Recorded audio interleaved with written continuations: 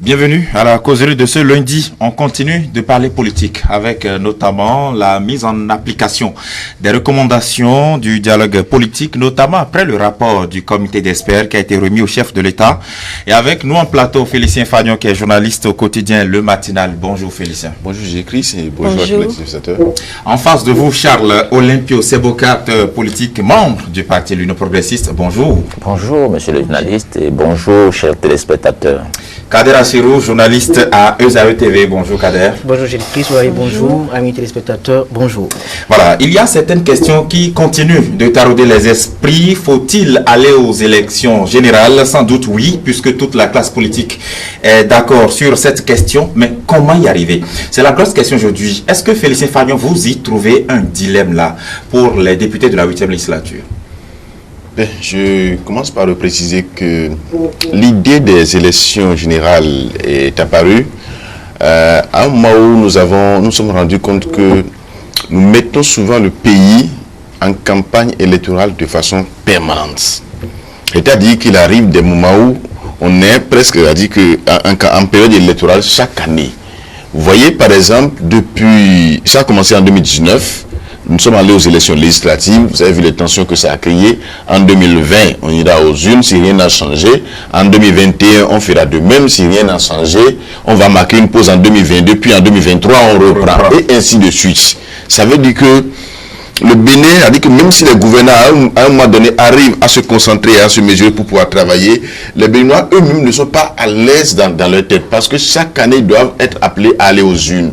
Quand on évolue comme ça, le pays ne peut pas se développer parce qu'on ne peut pas faire développer un pays sans la participation des citoyens eux-mêmes qui sont tout le temps stressés.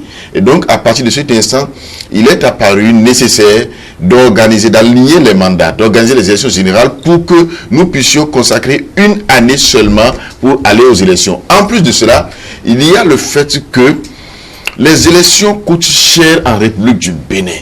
Ça coûte cher d'abord à l'État lui-même, c'est-à-dire le gouvernement qui est l'organisateur des élections. Ça coûte cher parce que vous savez un peu tout ce que cela engendre. La Sénat a son budget, la Cour constitutionnelle, la Cour suprême et les autres institutions de la République ont leur budget dans l'organisation des élections. Et il faut chaque fois utiliser les mêmes matériels, donc à des coûts différents, payer la main d'œuvre. Ça revient cher d'abord au gouvernement lui-même et ensuite aux candidats, aux formations politiques. Ça revient cher à toutes ces couches-là. Et donc, à un moment donné, il fallait quand même mettre fin à ça. Faire comme les colons que nous essayons d'imiter.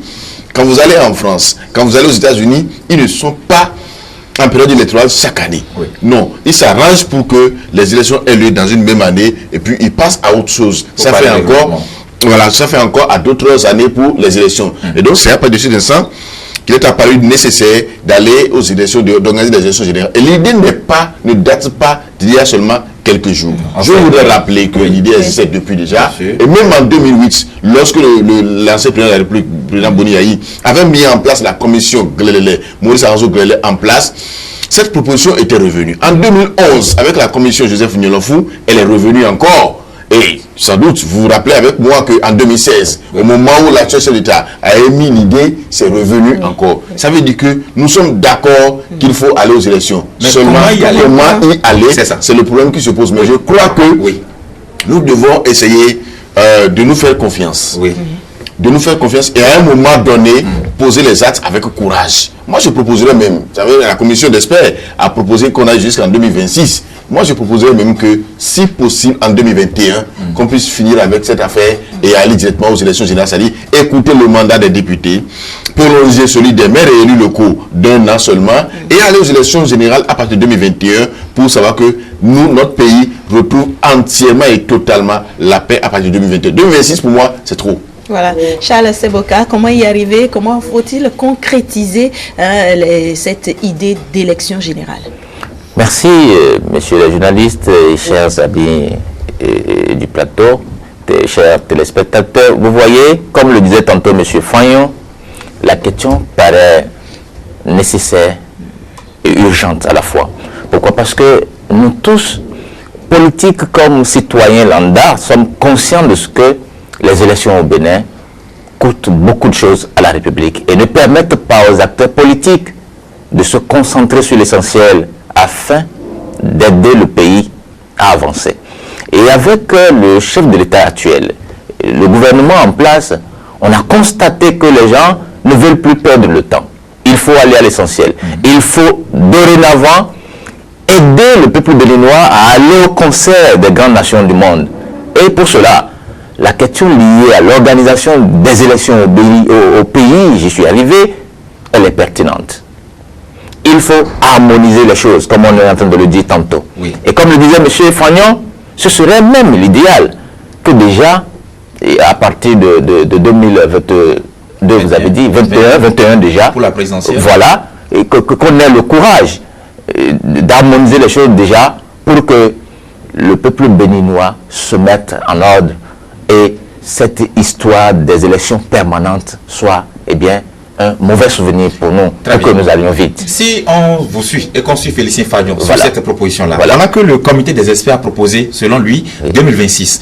Le temps qu'on finisse tout un mandat présidentiel encore et que les députés de 2023, par exemple, aient déjà fait 3 ans, qu'on puisse écourter leur mandat d'1 an et que les élus locaux et communaux, eux, on puisse prolonger d'1 an pour pouvoir organiser tout ça en 2026. Est-ce que cette proposition-là aussi, qui certainement aussi taraude les cœurs des députés, ne constitue pas pour un casse-tête? C'est-à-dire, quel est l'apport de sortie aujourd'hui sur, ne serait-ce que, quand est-ce que ça va commencer? Bon, de toutes les façons, dans l'un ou l'autre des cas, Oui. ça doit devenir, c'est toujours un casse-tête pour tout le monde. Et c'est-à-dire la procédure qui serait la plus idéale, Oui. la plus orthodoxe, serait peut-être celle de 2021 que nous sommes en train de proposer, puisque le mal date de très longtemps.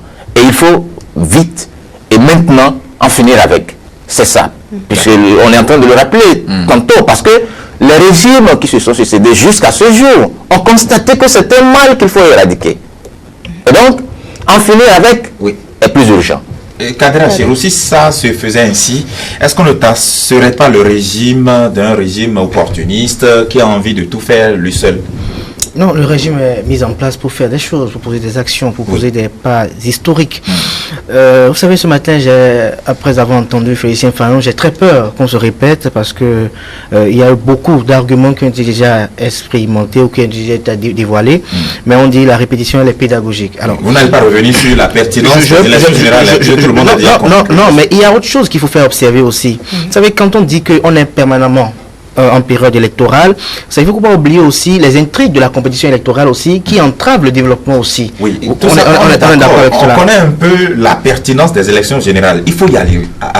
Mais quand? C'est ça la question, Kader. Non, le moment dépend de la classe politique parce que là, il s'agit de questions politiques et C'est ça. d'intérêts politiciens. Oui. Et donc, il faut un consensus au sein de la classe politique. Et donc, pour l'instant, il y a 3 propositions. Oui. L'une en 2020, l'autre en 2021 et l'autre en 2026. Oui. Alors, celle de 2020 me paraît très succincte, pour ne pas dire très proche. Vous voyez un peu, potable.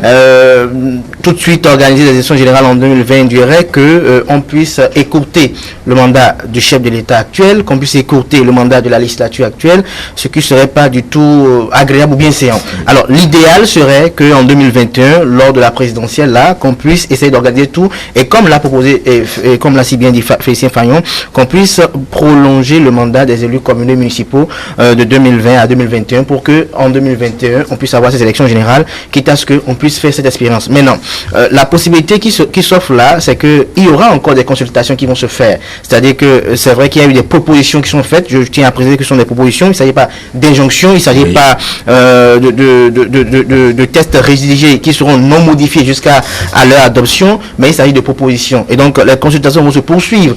Le chef de l'État, j'ai bien eu entendre que certains estiment que le chef de l'État ne veut pas d'une révision constitutionnelle. Je crois que non, mais on veut un consensus autour de la question. On ne voudrait plus qu'il y ait 2 réformes qui entraînent ce à quoi on avait assisté avec la réforme du système partisan et le code électoral. Et donc l'idéal serait que au niveau du Parlement, le chef de cette institution puisse poursuivre les consultations à travers les anciens présidents de la République qui ne font pas partie de ce comité d'experts. J'ai eu dit que le président de Patrice Talmadi a téléphoné à son ancien à son ancien ami et frère Boniaï de rentrer au pays. Alors, bon, il pourrait être aussi consulté. Non, il y aura toujours des polémiques autour de toutes choses parce que chaque fois qu'il y a une réforme, et ça, il faut le préciser, ça dérange des intérêts, ça bouscule les habitudes, et donc il y en a qui ne sont pas des bénéficiaires immédiats. Parce que lorsque vous dites qu'on veut supprimer le fait que nous soyons permanemment en élection, vous savez qu'il y a des politiciens qui vont se retrouver tout de suite au chômage. Et donc,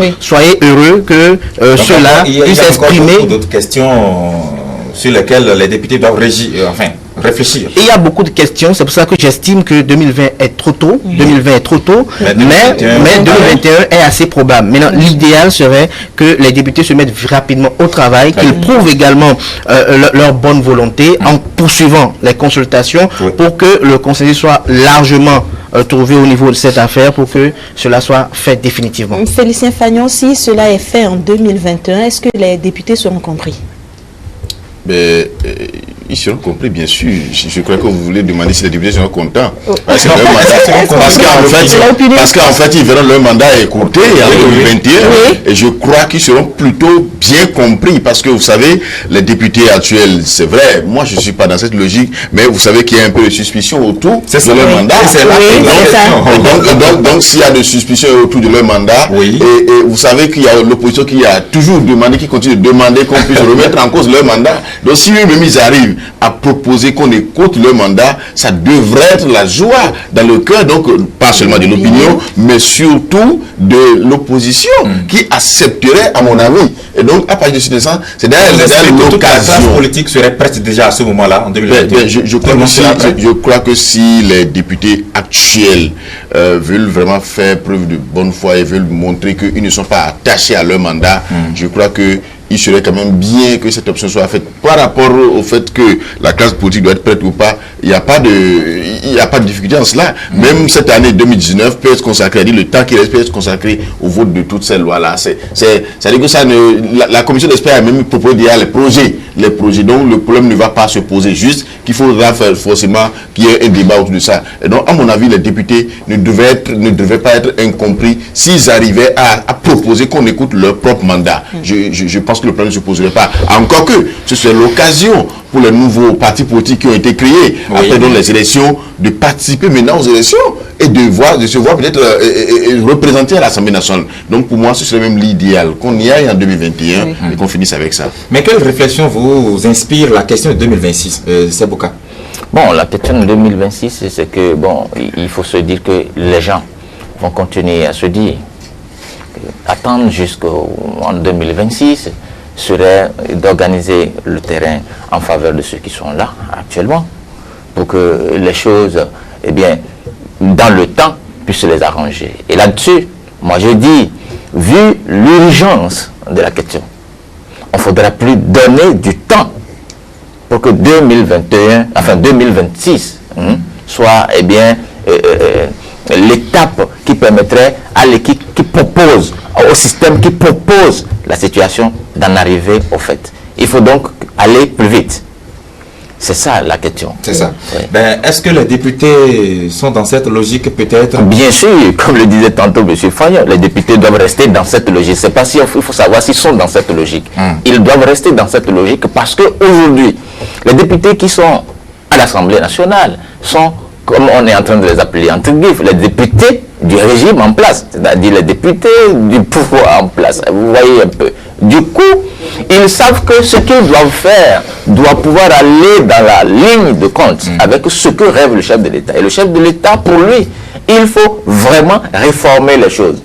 Et c'est dans cette réforme, c'est dans la même logique que les réformes déjà opérées, que cette question liée à l'harmonisation des élections est posée. C'est ça. Et eux, étant dans la même dynamique avec le chef de l'État, doivent pouvoir s'arranger, s'harmoniser avec avec l'idée pour que les choses aillent bien et mieux. Il y a une autre question. Faudrait-il relire la Constitution, Kader? Il faut la relire, mais vous savez, quand on parle de révision constitutionnelle au Bénin, Vous n'êtes pas sans savoir qu'il y a toujours des suspicions, il y a toujours des inquiétudes, il y a toujours des inquiétudes.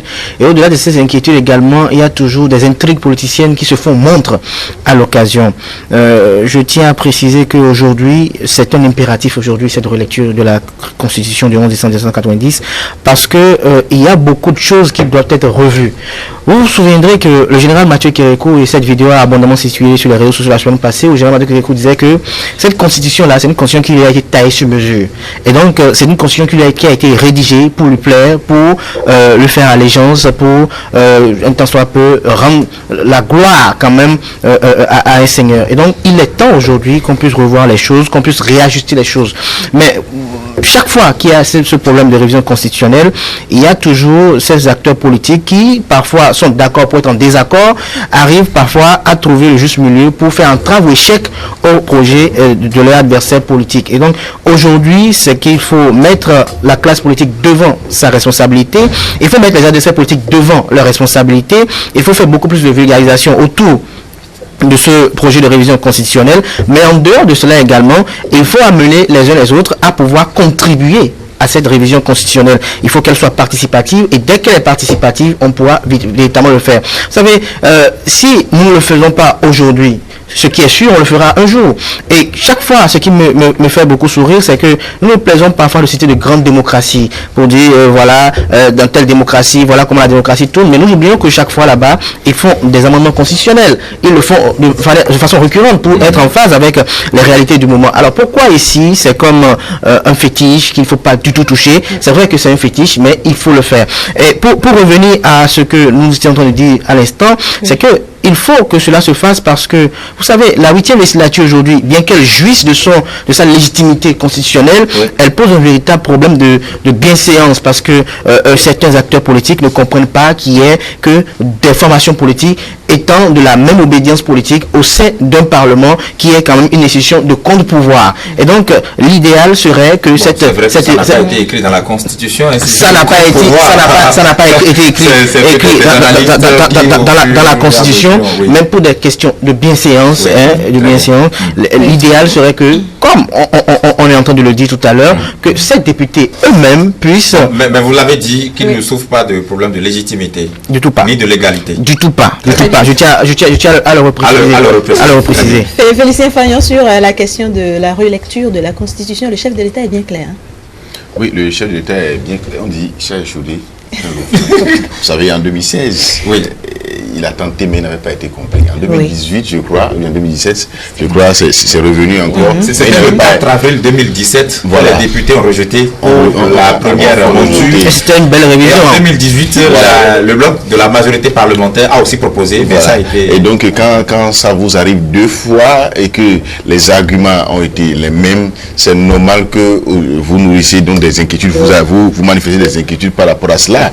Mais moi, je dis, je ne lui donnerai pas raison si il n'accompagnait pas cette révision, parce que lors de la campagne électorale pour la présidentielle, il avait quand même été clair, il avait exprimé ses ambitions qui est de faire en sorte que ce pays-là connaisse des réformes profondes. Et il a bien commencé, il est en train.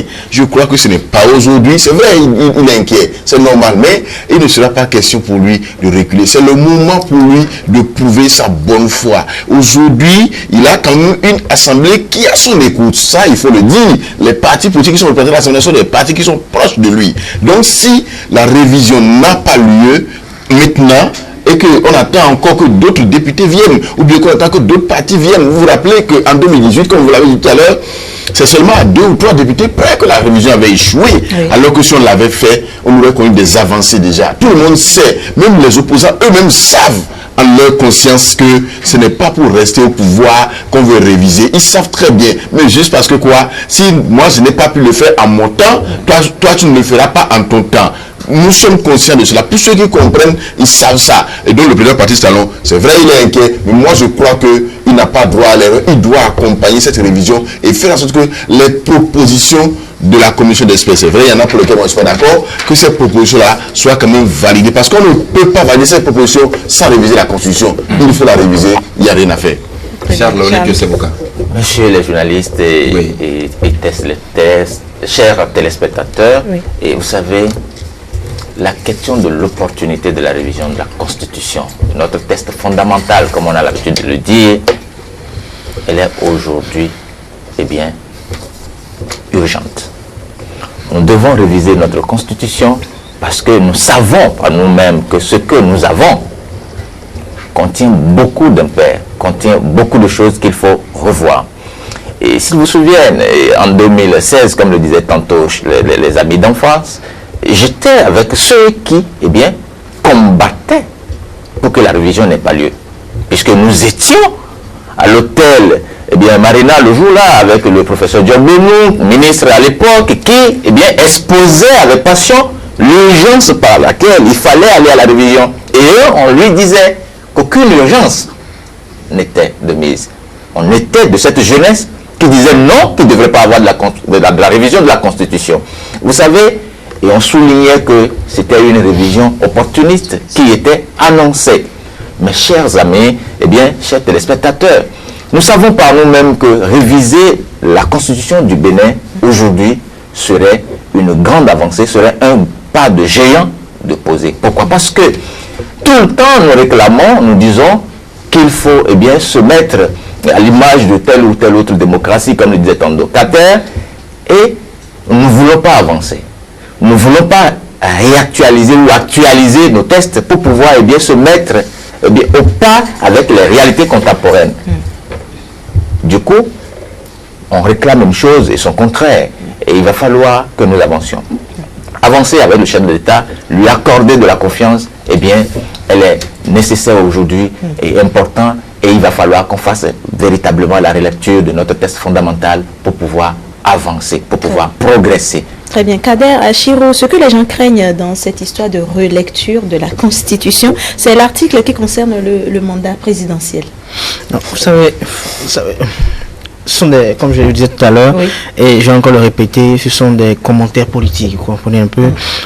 Même si Patrice Talon... que les gens craignent ça? Non, je vous dis, c'est la politique qui est ainsi faite. Elle est ainsi conçue. Elle est dépourvue de morale. C'est le monde politique qui est ainsi. Même quand on voit son adversaire politique en train de faire quelque chose dans l'intérêt des populations, on doit trouver un commentaire qui doit nuire à cela. Vous savez, je me plais souvent de le dire que un chef d'État qui est qualifié de dictateur, qui veut s'éterniser au pouvoir, ne révise pas la Constitution à son premier quinquennat. C'est impossible.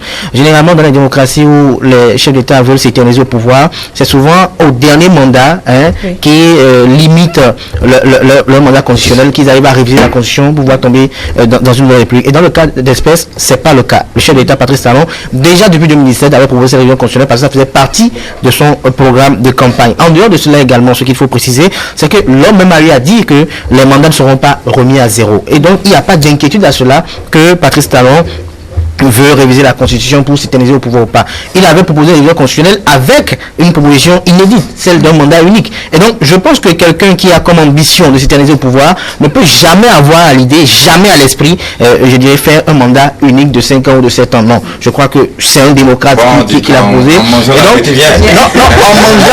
la petite vient.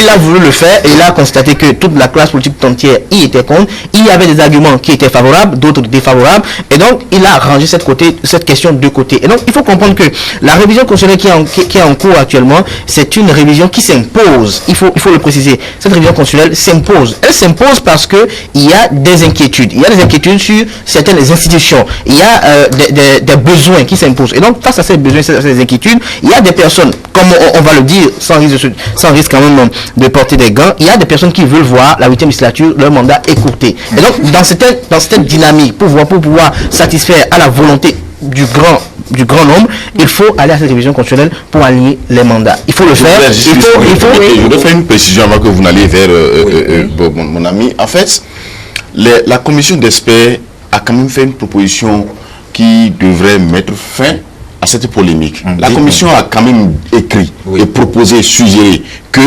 dans la constitution, dans la nouvelle, enfin, dans le projet de constitution de préciser que nul ne peut exercer plus de 2 mandats présidentiels de sa vie.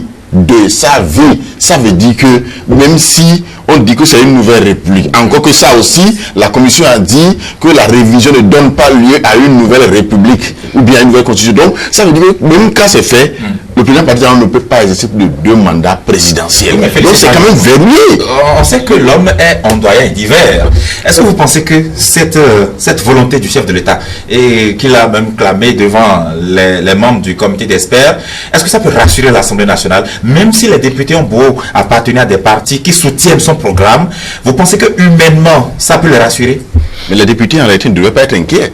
C'est eux qui, même si c'est un projet qui est venu, qui est parti d'eux, c'est une proposition de loi plutôt, c'est eux qui devraient quand même tout faire et tout voter. Et il ne reviendra qu'au chef de l'État de promulguer. Même avant de promulguer, il ne peut même pas changer une virgule. Il ne peut pas changer, il ne peut pas modifier une seule virgule. Ce qui vient de l'Assemblée nationale, c'est ça qu'il va promulguer si la Cour constitutionnelle lui en donne mandat. C'est de ça qu'il y a donc les députés. Eux, ils ne devaient pas avoir d'inquiétude par rapport à ça. C'est l'opinion publique, c'est la classe politique, enfin beaucoup plus l'opposition, qui devrait s'en inquiéter. Mais je dis, la commission d'experts a quand même verrouillé cela en faisant des précisions, en donnant des précisions qui devaient aujourd'hui lever tous les doutes. Normalement, si on devait vraiment s'écouter et se comprendre et mettre fin à certaines querelles politiques, je vous dis, même avant la fin de l'année, on peut réviser la Constitution sans difficulté. C'est ça. Mais il y a aussi une autre question qui constitue peut-être un casse-tête pour les députés. C'est vrai que tout ce que nous disons, le comité d'experts a réfléchi sur ces différents aspects, mais n'en demeure pas moins que les débats se feront aussi.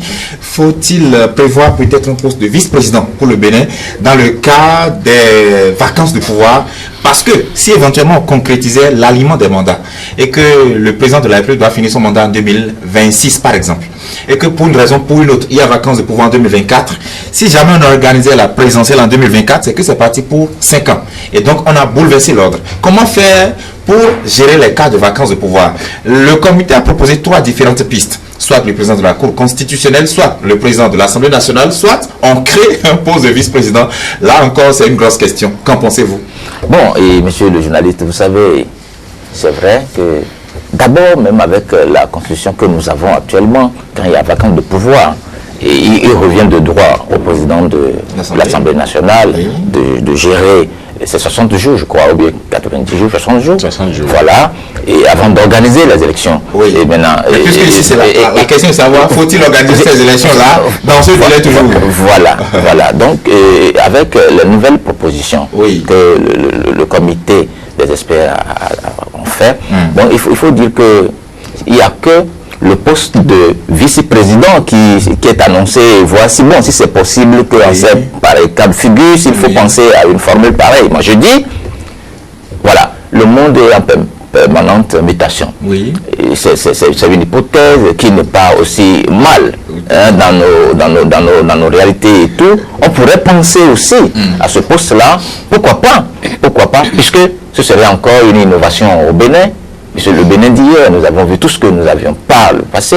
Et à partir de maintenant, le régime en place veut bien qu'il y ait des innovations, qu'il y ait des nouveautés dans notre mode de fonctionnement. Je pense que mettre aussi dans cette disposition le poste de vice-président pour qu'éventuellement, s'il y a vacance de poste de pouvoir, que le vice-président continue, ce serait pas mal.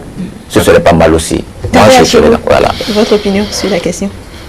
Il faut un vice-président pour ne pas qu'on retombe dans les mêmes travers. C'est-à-dire que on organise l'élection et tout de suite il y a un décalage. On n'aura plus une année électorale. Alors, le débat se tourne autour de qui sera désigné vice-président, quels seraient ses attributs, est-ce qu'il serait membre du gouvernement ou pas, il doit venir de quelle majorité ou de quelle minorité. Il y a des grandes interrogations à cet effet. Je crois que le lieu où le débat pourra se poursuivre de manière plus efficiente, c'est au sein de l'institution parlementaire. Mais je tiens à préciser que pour ma part, selon ma petite il ne serait pas agréable que le président de la Cour constitutionnelle poursuive le mandat présidentiel, parce que il sera à la fois juge et partie, parce que lorsqu'il y aura des projets de loi et qu'on doit procéder au contrôle de constitutionnalité, est-ce que son départ de la tête de la Cour constitutionnelle va faire élire un nouveau président de la Cour constitutionnelle? Ça, c'est une autre interrogation. Si le président de l'Assemblée nationale veut gérer la période de vacances de pouvoir, et son départ va induire l'élection d'un nouveau président de l'Assemblée nationale, ça, il y a toute une grande interrogation qui s'articule autour de cette question. Mais je crois que l'arrivée ou l'avènement dans notre République d'un vice-président de la République serait quelque chose de bien pour gérer la question, mais qui va être, comme je le disais tout à l'heure, comment ça va se faire, il y a des interrogations qui sont là et il faut poursuivre les débats, il faut poursuivre les concertations surtout, il faut poursuivre aussi ce que j'allais dire, les consultations au sein de la classe politique, mais aussi également au sein de la sous-région, de ceux qui l'ont expérimenté, pour voir un peu les avantages et les intérêts, pour que nous fassions une proposition assez innovante et historique afin qu'elle fasse école et qu'elle fasse tache d'huile dans la sous-région africaine.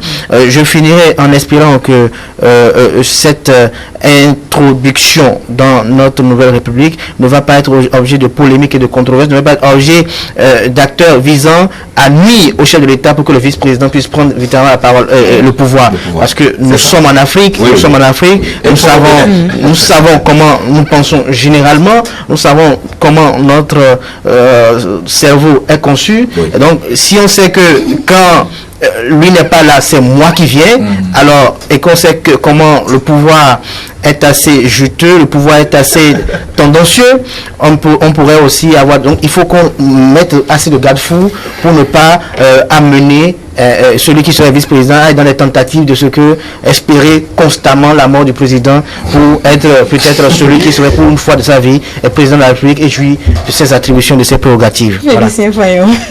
Ouais, je crois que cette proposition de la commission d'experts, c'est pour régler un problème. Oui. En réalité, c'est pour régler un problème. C'est pour qu'il n'y ait pas de vacances et que la vacance ne dure pas longtemps. Je voudrais aussi dire que ce ne serait pas quand même nouveau en Afrique. En Côte d'Ivoire, c'est un cours d'expérimentation. Là, on a un vice-président. Juste à côté de nous, au Nigeria, on a un vice-président. Et quand on se rappelle que quand le président Yaradoua a payé à son âme, donc il était décédé, je crois que c'est le président Goodluck Jonathan qui a pris le relais, qui a d'abord terminé son mandat avant maintenant d'organiser des élections pour revenir lui-même au pouvoir. Et ça a été donc son mandat unique. Donc, c'est pour dire que ce n'est pas nouveau. C'est vrai au Bénin, c'est nouveau. Mais c'est une question et je dis encore, est-ce qu'il sera porté vice-président? Est-ce qu'il sera nommé par le président de la République? Est-ce qu'il sera élu? Est-ce que c'est lui qui sera le chef du gouvernement? Non, la commission a été claire, il ne sera pas membre du gouvernement. La commission a dit qu'il ne sera pas membre du gouvernement et que ses attributions seront bien sûr déterminées et ce sera même restreint. Ils ont dit que ça va être vraiment restreint, mais que lui il est là juste pour régler, pour être pour remplacer le président de la République en cas de vacances de pouvoir. Et moi, je partage les mêmes inquiétudes que l'opinion publique en disant, mais c'est normal, ce que les gens craignent, c'est quoi? Je suppose que le président Patrice Talon se tape un vice-président. Le président se dit, ben, il semble connaître le voir en même temps son successeur. Parce que s'il part, c'est qu'il va se battre pour que lui il prenne le pouvoir, alors que les gens veulent voir le régime fini. Les gens veulent voir la clique partir. C'est l'inquiétude des gens, et c'est normal. Il n'y a pas de problème, on est dans un pays où la liberté de réflexion est quand même permise. Donc les gens sont inquiets par rapport à ça, ce qui est normal. Et c'est pour cela que moi je dis, ça ne va pas s'imposer. Soit on le fait, ou alors on modifie la constitution en disant que si en cas de vacance de pouvoir, le président de l'Assemblée nationale prend et finit le mandat. Ça il va falloir encore renouveler peut-être le bureau de l'Assemblée. Peut-être en bouchant. Non, il peut gérer les deux. Il peut gérer les deux et finir le mandat. C'est-à-dire qu'il peut faire une proposition. Ce n'est pas impossible. S'il peut faire pendant 60 jours, c'est qu'il peut faire pendant 2 ans, 3 ans. Il y aura forcément un gouvernement. Si les gens doivent douter, il faut quand même lever le doute en inscrivant cela. Ce n'est pas un problème. C'est ça. Merci. Ça présage déjà de très beaux débats à l'Assemblée nationale. Le pouvoir législatif et exécutif avec lui serait un peu dangereux. C'est ça.